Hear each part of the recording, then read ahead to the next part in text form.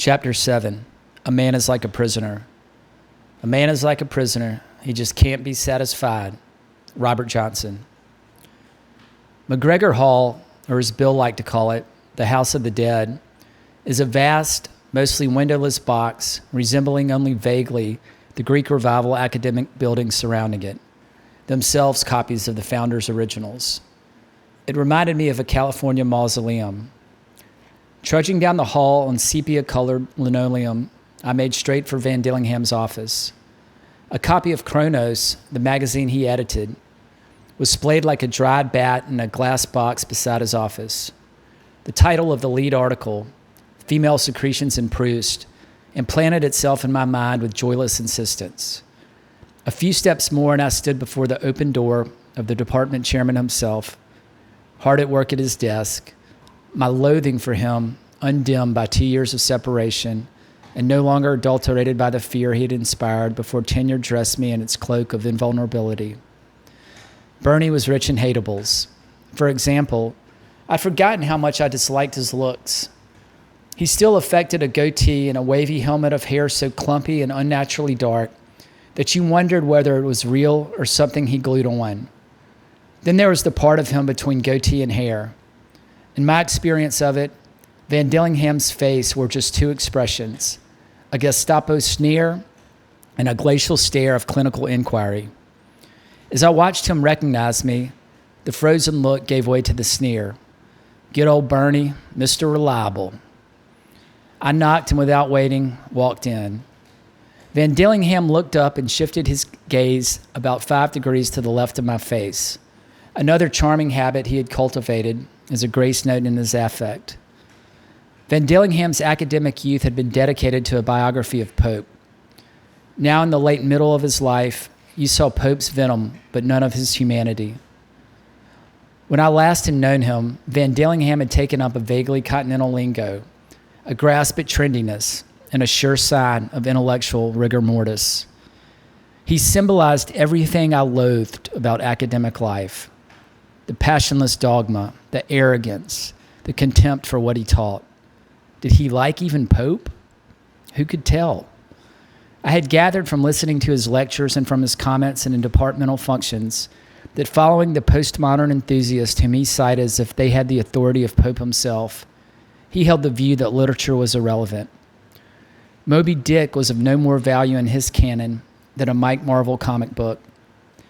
During his time as chair of the department, there had been a steady rise in the number of hires whose hair-splitting diatribes were completely impenetrable to anyone except, perhaps, themselves and a tiny group of their ilk who had read the canon, some of whom professed to believe that words had no meaning anyway. They were a grim lot, suffering from a peculiar exalted melancholia. There were no values and no meanings. As far as I could tell, this desert included everything except the oases of their own brilliance. Someday, somebody was going to gavel down the whole pretentious business. The talking heads of academia would start speaking English again. Until then, the real books would have to survive because they were worth your time. People would read them because they needed to believe, as Van Dillingham might say, that subjective variables like truth and beauty did exist.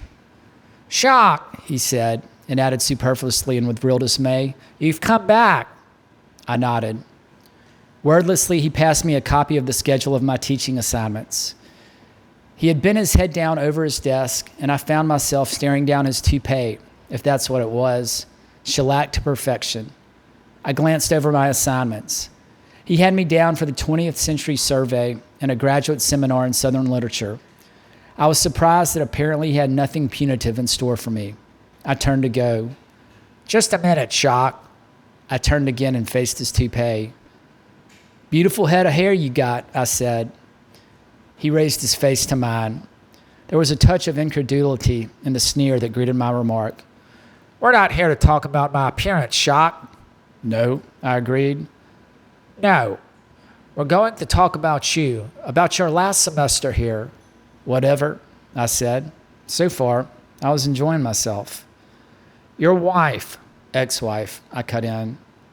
"I believe not."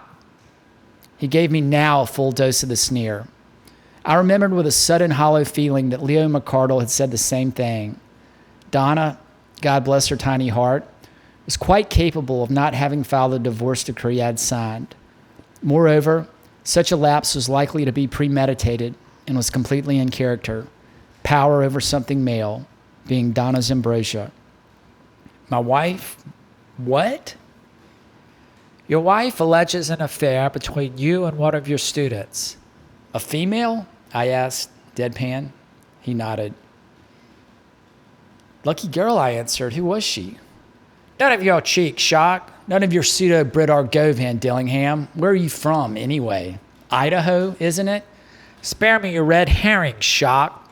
He luxuriated in his advantage, basting me with a clinical look. Beautiful head of herrings you've got, I said. Who, by the way, is she? There ensued a long silence as Van Dillingham sought to regain the meridian of his bipolar effect. She is Susan Monteith. Yeah, I kept a poker face. You were sleeping with her. Says who? Susan Monteith or Donna? Donna, your wife. The mention of Donna and wife in the same sentence set me off again. Fuck Donna, Van Dillingham. Everyone else has, I thought. Why don't you drag her in here for the third degree? I didn't really know the precise number of my colleagues, friends, enemies, and none of the aboves to whom Donna had yielded up the fruit of her womanhood. But I was certain Van Dillingham had not been one of them, his own taste running to pretty boys with surfer looks and surfer souls. That's another matter entirely.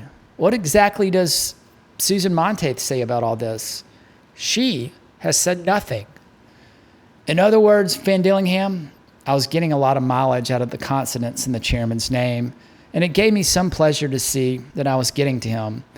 You're just busting my balls over some innuendo dropped by my ex. You say not wife, while in fact Susan Monteith hasn't alleged a thing. Give me a break. I waited.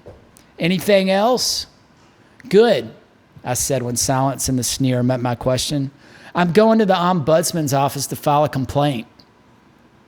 Cocky as Colonel Blimp, I turned and swaggered down the hall. Unlike Colonel Blimp, though, I had in fact slept with Susan Monteith, though not while she was my student. I'd have gone off to my office, except I didn't know where my new office was, if I still actually had one. I wasn't up to a reunion with the department secretaries, and I was certainly not going to the ombudsman. Sleeping with undergraduates, as that pseudo-limey Van Dillingham might say, was a rum show at the university. I walked outside and lit up a cigarette and sat down on the step. The vista was deserted and oddly peaceful. Donna, you little bitch, I was thinking. Where in hell are you? Am I still married to you? If so, why? How many years do they give me for matrimonial axe murder? The answer to the first of my questions, I reflected, was probably about 3 feet away in the payphone just inside the door. First, I tried Rucker, who was out of town. Damn him. A minute later, I was talking to the substitute receptionist for Sally Hemmings' Realty, Donna's oh-so-she firm, catering exclusively, but not really, to women clients. Hazel, the usual receptionist, was out for the day. Luckily, my voice was as unfamiliar to the temp receptionist as hers was to me. May I please speak to Donna Shock? May I tell her who's calling? It's a surprise. A second later, I heard Donna's contralto. Hello? Donna, you lovely piece, I said into the phone. Can you meet me for a nooner? There was a pause. Jack, she said. When I heard her smoky voice, I had to admit, for all I hated her guts, the sound of it tingled down my root bones. Why, of course, sugar, she said. Why else did I marry you? Actually, I was hoping we were divorced. There was a pause. We should talk. This was Donna's standard line whenever she had a speech to make, and you could bet that insincerity and naked self-interest would be at the heart of it. I thought it wise to play Donna's game until I could see the lie of the land. How about lunch? Dinner would be better. Better for what? For everything.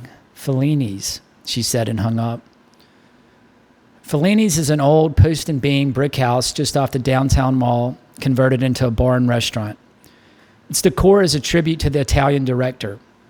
The old movie posters that accompany the tables give them their names, Dolce for La Dolce Vita, and so forth.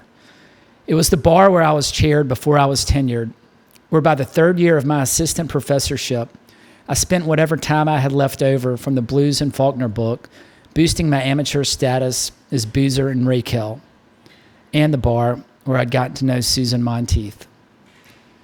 As my marriage was disintegrating, I started playing my old national steel in various bars under the pseudonym Byron Nemo. My venues were at various dives around the mall and for dinner and drinks and very little money. After Bill left Betsy for Donna, music led me straight into the arms of Susan, who waited tables at Fellini's the nights that I played there. She looked great and smiled a lot, wearing a short dress that showed off her plump calves. One night, around graduation, I found myself upstairs after hours with those calves up over my shoulders as I plowed her garden in the street-lit room. After that, we met at her place. Susan had a picture of that grubby Irish actor from 9.5 Weeks over her bed, and though I've never seen the movie and looked nothing like the man in the poster, she had me typecast.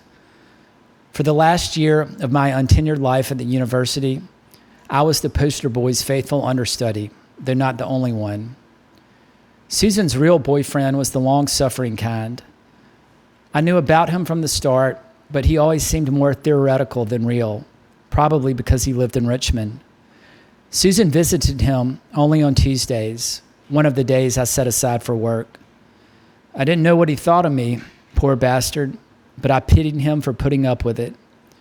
Susan's way of justifying sleeping with me was that she thought she loved me. She said she slept with her boyfriend because she knew he loved her. Our triangle was a tale of postmodern love with the motto, have your cake and eat it too. I stayed with her for a summer, although I didn't kid myself about the durability of our passion because I was so damn lonely. And for all her double heart, she was a sweet thing too. One August night on my way up Water Street, I saw Susan sitting in a car talking to the rival, as I jeeringly referred to him. I don't know how I knew it was him, but who else could it have been, the way he was looking at her? They were so wrapped up in each other, they never noticed me. I was standing just inside a storefront to get out of a steady rain that had slicked down the streets. Susan and I were to meet in an hour, even though it was a Tuesday night. I guess the rival had driven down to Charlottesville to see her anyway. He was holding her hand and crying quietly, not even talking, just looking in her eyes while the tears fell from his own. She touched his cheek. He tried to kiss her, but she turned her head aside a little. Then she got out of the car and ran down the street in the rain towards Fellini's. He sat there for a while in his car. Then he looked up and saw me watching him. I don't know how he knew me, but he must have. He looked like he'd just been kicked in the guts. He dropped his head and reached for something. Melodramatically, I thought it might be a gun. It was just his keys. It took him a while to get in. His hand was shaking that much. You poor bastard, I said to no one. And I thought I had it bad. He drove off very slowly, like a drunk trying to pretend he's sober as he comes up on a roadblock. It didn't occur to me then how much we were alike with our half-loves. About a week after seeing The Rival, I broke it off with Susan for the first time, though it was another 6 weeks before I could make it stick. It wasn't easy. I think she thought she was telling the truth when she said she was in love with me. I know I had it pretty bad for her, but I didn't love her like the other guy did. I didn't love anyone like he loved her. Not then. It was about 3 o'clock. I'd spent the day since my interview with Van Dillingham visiting various university bureaucracies, trying to get my pay started up again. Finally, I walked back to McGregor Hall, one of many ants streaming back to the ant farm. The secretarial pool in the front office didn't look familiar, but one of them pointed me towards a cardboard box the size of a television containing 2 years of mail and a key to my new office. Despite tenure, it was just another windowless crypt in the house of the dead. As I walked into the graduate student lounge in search of some bad coffee, I eavesdropped unwillingly on a conversation between a Chinese feminist and a Dr. Strangelove clone who were arguing over what some tongue-thickening diatribist of the moment had really meant by something or other. Lots of luck, I thought. I got depressed by the sheer ignorance of the PhDs that were being cranked out by the Department of English. So few of them had read any literature. Had any of them read the Iliad or Don Quixote or Vanity Fair or Middlemarch or Leaves of Grass? Too often, the answer would be no one, and I mean no one. And unless they had one of those unfashionable courses in great books as an undergraduate, they weren't going to either. Certainly not in the House of the Dead. For their dissertations, they staked out some victim they didn't really care about much anyway, and saturated their minds with his or her opus and then piled on some postmodernist politically correct jargon. I had read some of these tomes, unfortunately, dead or English you wouldn't care to know. I left the latest addition to the great debate in mid-flow and mounted the stairs to my new crypt, lukewarm coffee in hand. Unlocking the door, I sat down at a pseudo-wood desk exactly like the one I'd left behind 2 years before. It was as if I had never left. I decided to call Sam. There was a delay because the call was long distance and the university operator had to verify my ID number, the one the university had just given me in perpetuity, or for as long as tenure lasts anyway. While I was waiting, I began rummaging through the stack of mail the secretary had saved for me. About 6 inches into the top bundle, I noticed a familiar hand, the general's. I tore the envelope open. What lay on the page before me was stark and succinct. Dear Jack, after your mother died, your Aunt Grace and I grew close for a time. Sam, your cousin, is actually your half-sister. You may treat this intelligence in any way you see fit. Knowing your affection for Sam, I have the fullest confidence in your probity as regards this matter. Affectionately, your father, J.S. Schock, Sr., Brigadier General, United States Air Force. I was staring at the letter when Sam's voice, fuzzy but unmistakable, spoke in my ear. Jack, is that you? It was a moment before I could bring myself to speak. Sam, I said. Jack. And then, what's wrong? I tried to speak. I felt emptied out. Look, don't worry, I said unconvincingly. I'll call you back. Jack, what is it? Look, I'll call you back tonight. Aren't you coming home? I'm going to go out to the cabin. Call me. I will. I love you, Jackie. I know. Love you, baby. Love you, baby. And mercifully, she hung up. I don't know how I kept my voice together in that last interchange, but somehow I did. I felt nauseated, like I'd been punched in the gut. I hated my old man so much that moment that I'd have killed him again if he walked in the door. Bastard, I kept saying aloud. Bastard, bastard, bastard, bastard. Then I started in on motherfucker. I hadn't quite run out of epithets when an angry knock roused me. Yeah, I said. I'm trying to work next door, said a voice that I couldn't connect with age. Yeah? Could you hold it down? I'm composing poetry. So fuck off, asshole. Jack Schock, Doctor of Philosophy and English, back in the saddle again.